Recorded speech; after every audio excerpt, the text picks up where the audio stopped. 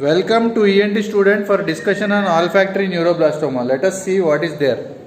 Olfactory neuroblastoma. Olfactory neuroblastoma is a tumor of neural crest origin arising from the olfactory neuroepithelium of the roof of the nasal cavity and paranasal sinuses.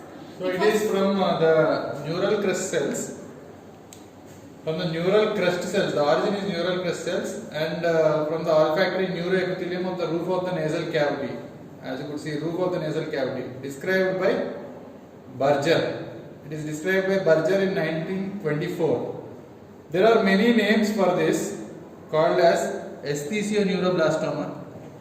Esthesioneuroblastoma. Number one is esthesioneuroblastoma.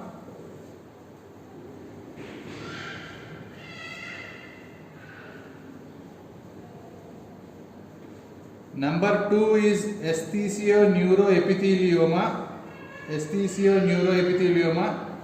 Number three is esthesioneurocytoma. Esthesioneurocytoma. Number four is neuroendocrine carcinoma. Neuroendocrine carcinoma. That is nothing but olfactory neuroblastoma. As you could see, this is a neural crest cell. Neural crest cell origin. This is a neural crest cell origin like our medullary carcinoma of thyroid and pheochromocytoma. They arise from olfactory neuroepithelium. Where is the olfactory neuroepithelium located? It is located in the roof of the nasal cavity like this. Roof of the nasal cavity and paranasal sinuses also responsible for that. The speciality of this is no sex predilection. Males is equal to females. Males is equal to females. It has got bimodal age distribution like Hodgkin's lymphomas. There are two peaks. Number one peak is at 15 years of age. Number two peak is at 50 years of age. 15 years and 50 years of age. So these are the very important tumors, and they form 5 to 10% of sinonasal malignancy. Normally head and neck cancers themselves in sinonasal malignancies they form 10%. Among that 3%, among these 5 to 10%. That means out of every 10 tumors, out of every 100 tumors of nose, they form 10 tumors. Out of every 100 tumors of the nose, they form 10 tumors. This is about the olfactory neuroblastoma. What are the clinical features possible? They are the nasal tumors, therefore they present with nasal obstruction. Number 2, rhinorrhea. Number 3, epistaxis, bleeding. Number 4, anosmia. Number 5, facial pain. Number 6, diplopia, all related to nose. These can have non-specific symptoms also. Why? They present as symptoms of chronic rhinosinusitis. Any nose tumor, it is delayed in diagnosis because we think that it is a chronic rhinosinusitis only. But after delay, after we do some diagnosis, investigation, we get a diagnosis of a tumor. So they present with advanced disease. They are diagnosed late.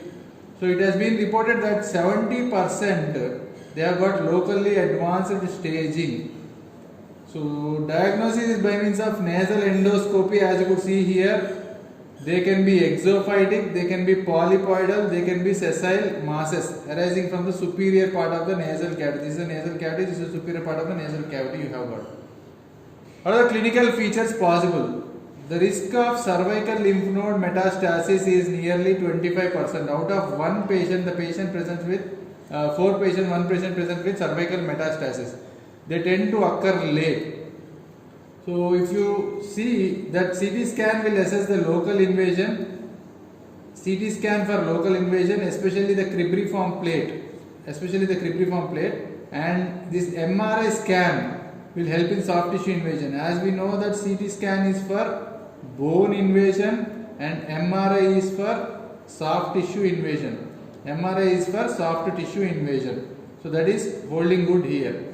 Particularly involvement of the anterior cranial cavity and orbit. So this MRI is helpful in the orbital involvement. MRI scan reading is a must nowadays for even for the ENT surgeon. It helps in orbital invasion and cranial cavity extension. It can present as a small unilateral mass, one side mass, with or without bony involvement. Bone can be there or not, as seen in the early stages.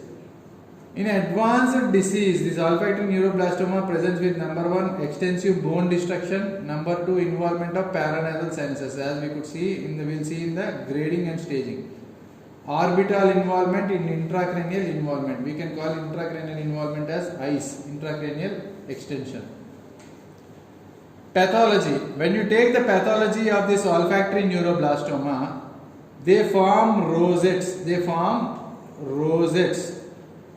Or they form pseudo rosettes, or they form sheets, or they form clusters separated by a fibrovascular stroma. This stromal component is very important. Fibrovascular stroma is very important. These tumors have characteristically round nuclei containing dense chromatin, which is surrounded by pale eosinophilic cytoplasm. Round nuclei, dense chromatin, surrounded by pale eosinophilic cytoplasm. So we can say eosinophilic cytoplasm, eosinophilia is present around the nucleus. Necrosis is less commonly present, but if it is there, it is present with high mitotic rates.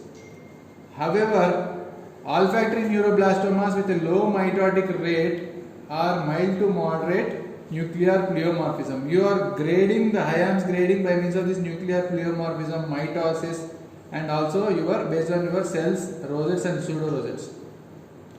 And there are a special variety called as Homer-Wright pseudo rosettes. Homer-Wright pseudo rosettes. Homer-Wright pseudo rosettes in about half of the olfactory neuroblastomas. So what are they actually? They are composed of tumor cells surrounding the central pink fibrillar material. If this is the fibrillar material, the tumor cells that are there around that can be called as Homer-Wright pseudo rosettes. Homer-Wright pseudo rosettes. What are true rosettes called as? True rosettes are called as Flexner type rosettes. They are less common. So Homer-Wright are more common, that is pseudo rosettes. Flexner rosettes are having central lumen. If there is a lumen and then surrounded by a cell, tumor cell like this, it is called as true rosette. This is looking like a rose, is it or not? That is why this is the lumen and this is the rosette, that is Flexner type, which is less common in olfactory neuroblastoma. Whereas the central fibrillar material is present and is looking like a pseudo rosette, it is called as Homer-Wright rosette. It is more common in the case of olfactory neuroblastomas. Electron microscopy and immunohistochemistry. How would you diagnose a tumor? By immunohistochemistry. They help in the diagnosis. They stain positive for variety of neuroendocrine markers. Because it is a neuroendocrine tumor, they stain positive for neuroendocrine markers. What are they? They are neuron specific kinolase, number 1. Number 2 is chromogranin. Number 3 is synaptophysin. Chromo is color related, as you know, pheochromocytoma, chromogranin. Neuron specific kinolase, because it is a neuron related tissue, neuroendocrine tissue, neuron specific kinolase. And synaptophysin. Synapse is there in the neurons itself, that is synaptophysin. That's why you can remember this. And rosettes have got several spindle or ciliate cells, like S100. So S100 is a marker for rosettes and spindle shaped cells. It is well established that histopathological differentiation in any tumor, this differentiation like well differentiated, moderately differentiated, poorly differentiated anaplastic tumors, they are related to behavior and prognosis. Anaplastic tumor has got worse prognosis. That is a common sense in any tumor. Hayam's grading is very important for olfactory neuroblastoma. Hayam's grading is very important for olfactory neuroblastoma. There are 4 grades in it based on what are the factors that are there. Number 1 is cell growth. Number 2 is architecture. Number 3 is mitotic activity. Number 4 is necrosis. Number 5 is nuclear pleomorphism. Number 6 is rosette formation. Number 7 is fibrillar stroma. So 1 is growth, 2 is architecture, 3 is mitotic activity, 4 is necrosis, 5 is nuclear pleomorphism, 6 is rosette formation, 7 is fibrillar stroma. As we have already seen, so this is the fibrillar stroma and this is the pseudo rosette that is formed, as we could see. That is 2 points are covered here. And nuclear pleomorphism. Any cell with nuclear pleomorphism, you should think of cancer. And necrosis. A necrosed tumor is a worst tumor. Mitotic activity. Mitosis is more, it is a worst tumor. Architecture. Bizarre architecture, it is a worst tumor. Growth is fast, it is a worst tumor. Based on this only, Hayam's grading is done. It is telling us the poorer prognosis. How do you grade? Grade 1, 2, 3 and 4. 1. Tumors will have prominent fibrillary matrix. Grade 2. Tumors will have some fibrillary matrix. Matrix is more, it is a good tumor. Matrix is getting less. Here it is minimal fibrillary matrix. Here no fibrillary matrix. Okay, matrix is decreasing and decreasing, it becomes worst and worst tumor. Number 2. Uniform nuclei and lack nuclear pleomorphism. So moderate nuclear pleomorphism is there and some mitotic activity is there. So pleomorphism is increasing and increasing and increasing. Pleomorphism is increasing and increasing and increasing. Here it is a marked nuclear pleomorphism. Pleomorphism is increasing as the grade goes. And mitotic activity is the worst and it goes on forward. And frequent mitosis. If the mitosis are most, it becomes a grade 4 tumor. And grade 3, as you could see, Flexner type. Flexner type of rosettes are present in grade 3 and prominent mitotic activity and nuclear pleomorphism and some necrosis present. Necrosis is more common present in the case of grade 4. So by this way, no necrosis is in grade 2. So when you take all these factors, all these previous factors, they can help in formation of Hayam's grading. So as you go increasing grade, it becomes a poorer prognosis. Staging. So how do you stage this classification system? There is a 3 staging classifications in the 3 decades, but no established consensus for this olfactory neuroblastoma. Number 1 is Kadish in 1976 and modified by Morita. Morita added stage D in 1993. Kadish is very important word for olfactory neuroblastoma, and further staging is given by Dulgirov in 1992 and it is a TNM staging. TNM staging is also very important. Some centers are finding that TNM classification is more accurate than this Kadish staging, and TNM is now followed by some centers.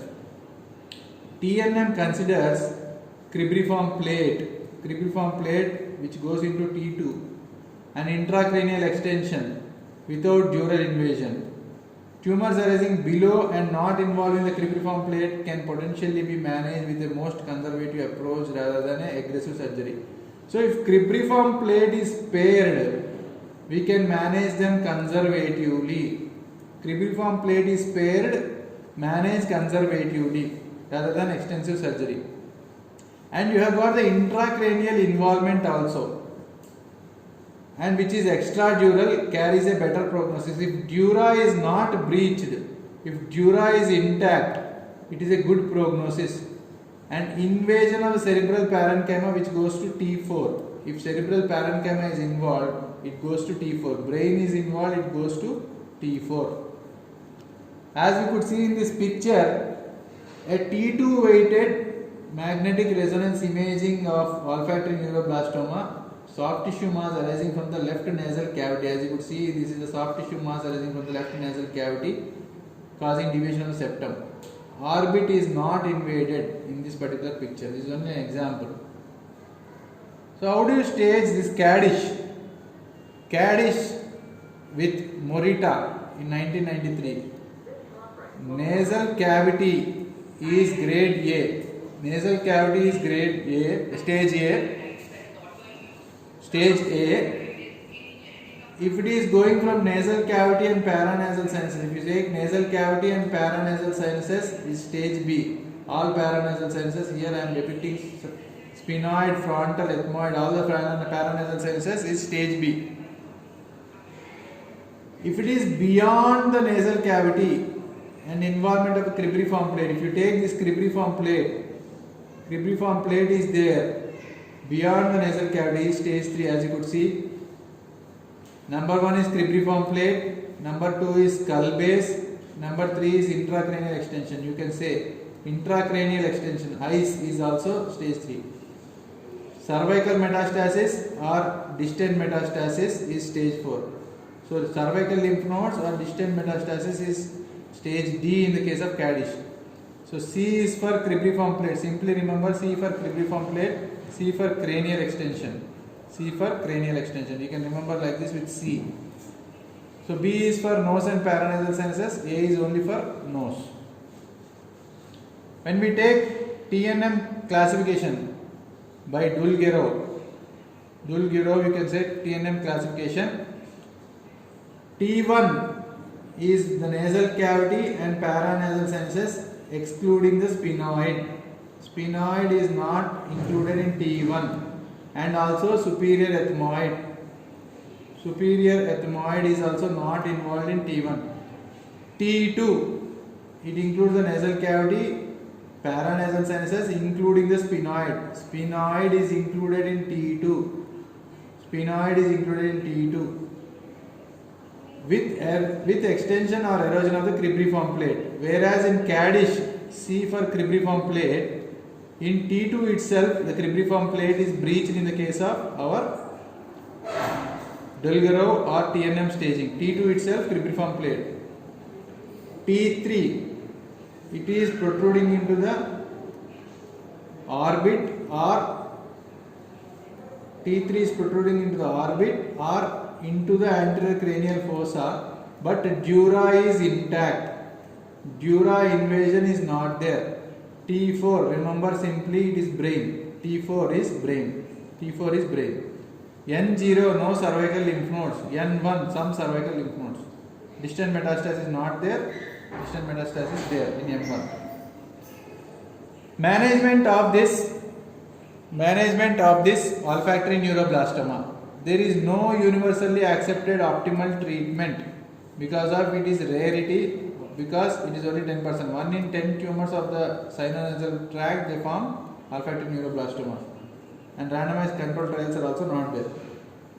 Small tumors confined to the nasal or paranasal sinuses for endoscopic resection, provided expertise is available. However, a combined modality of surgery and radiotherapy is needed for advanced disease. Surgery and radiotherapy for advanced stage.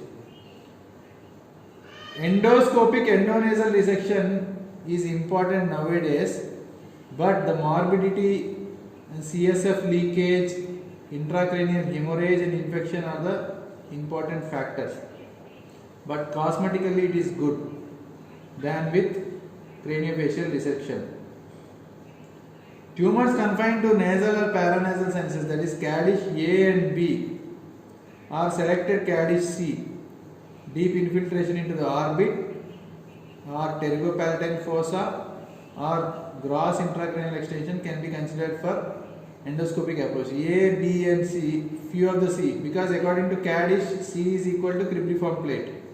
Cribriform plate is breached also. Sometimes you can go for endoscopic surgery, endoscopic approach. You can go for endoscopic approach. Of course, based on their experience, they are doing it. So you can go for endoscopic olfactory neuroblastoma excision. And the treatment of choice for larger grades is craniofacial resection. You have to resect, because cribriform plate is also involved. Keep this in mind. Cribriform plate is also involved. You have to resect this, and disease-free survival is there. So it has improved for 82% if you are going craniofacial resection. Craniofacial resection. Despite of the macroscopic appearance, there is a chance for regional recurrence of 30%. 1 out of 3 they go to loco-regional recurrence. So we have to go for adjuvant therapies like radiotherapy with or without chemotherapy. So this is a review of these cases, out of which the 5-year survival of 65% with surgery and radiotherapy as a combined modality than 48% with surgery alone. This particular word, surveillance, epidemiology and end results database is producing the results like 66%. So this C is important for oncology. Surveillance, epidemiology, end results database. So surgery plus radiotherapy is a better option. Similar to SNUC, sinonasal undifferentiated carcinoma, radiotherapy and surgery timing varies accordingly. Some prefer preoperative radiotherapy before surgery itself and concurrent chemoradiotherapy. So preoperative radiotherapy, now the chance is for CCRT of course, whereas others prefer postoperative radiotherapy. It depends upon the institute. Patients with which are unlikely to be resectable with clear margins, they cannot be operated with clear margins. Margins are clear. You can go for chemoradiotherapy. So clear margins is the indication for chemoradiotherapy. According to this scientist, so 5-year survival rate close to 100% for Kaddish A and 75% for Kaddish B. So if it is related to nose and paranasal sinuses only, it is a 100% very good case according to this scientist. Kaddish C, they have got local recurrence and distant metastasis. So you need to go for chemotherapy or radiotherapy accordingly. What is the chemotherapy given? Cisplatin based chemotherapy for adjuvant therapy or palliative therapy. According to this clinic, Kaddish C with recurrent disease treated with platinum chemotherapy. Cisplatin has got an activity on advanced olfactory neuroblastomas. That the Hayam's grading is very important in response to chemotherapy. Hayam's grade A, B, C, D is very important for chemotherapy response. And with high grade tumors having most tumor regression. So if Hayam's high grade, if you go for chemotherapy, it has got good regression. In non-platinum, that is other than cisplatin, what are the drugs given is irinotecan and docetaxel, which has got value in advanced olfactory neuroblastoma. Loco-regional recurrence can be salvaged with radical neck dissection. Of course, Kaddish D is going to have neck problems, therefore radical neck dissection or radiotherapy depending upon the recurrence and original treatment. Salvage treatment is also helpful according to this scientist. Nodal recurrence is managed with radical neck dissection and radical course of radiotherapy. Radical neck dissection number 1, radical radiotherapy. Distal metastasis like central nervous system or bone, they have got bad prognosis and palliative chemotherapy is the treatment of choice like cisplatin, etoposide and ifosfamide. Hayam's grading, as we have already discussed, is helpful in planning of the management. Surgical resection can be done for small low grade tumors providing resection has been carried out. For high grade tumors, according to Hayam, high grade tumors, there is high risk of local and distant metastasis and post-operative radiotherapy, that is post-operative radiotherapy plus or minus chemotherapy is recommended for high grade tumors of Hayam's. This ends the small discussion on olfactory neuroblastoma from ENT student courtesy to the standard textbook. Thank you very much for watching.